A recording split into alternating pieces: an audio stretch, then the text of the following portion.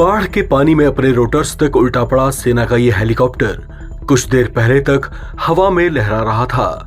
नीचे खड़े लोगों तक राहत सामग्री पहुंचाने की कोशिश कर रहा था, लेकिन इस कोशिश में अचानक कुछ ऐसा हुआ कि लोग सकपका गए। जोरदार खड़गड़ाहट के साथ सेना का यह हेलीकॉप्टर अनियंत्रित होकर बाढ़ के पानी में आ गिरा। हेलीकॉप्टर में सवार पायलट पहले तो कुछ देर तक इसे काबू करने की कोशिश करते रहे, लेकिन जोखिम को भागते हुए उन्होंने खुद को गिरते हेलीकॉप्टर से अलग करते हुए पानी में छलांग लगा दी।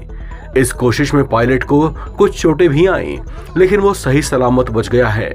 घटना बिहार के मुजफ्फरपुर की है, जहां इन दिनों जोरदार बाढ़ आई हुई है। नेपाल से एक साथ बहुत बड़े पैमाने पर पानी छोड़ने के बाद उफान मारती कोसी नदी ने बिहार के कई जिलों को जलमग्न कर दिया है।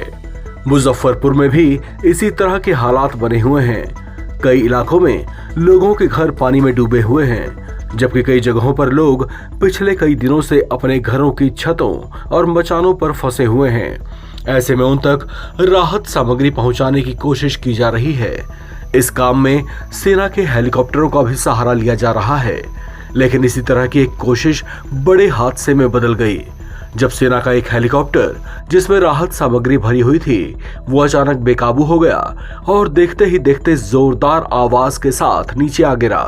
इसमें पायलट की तो जान बच गई, लेकिन इसके बाद जो दिखाई दिया वो चौंकाने वाला था। हेलीकॉप्टर के गिरते ही अचानक बहुत से लोग उसकी ओर छोटी छोटी नावें और डोंगी लेकर दौड़ पड़े।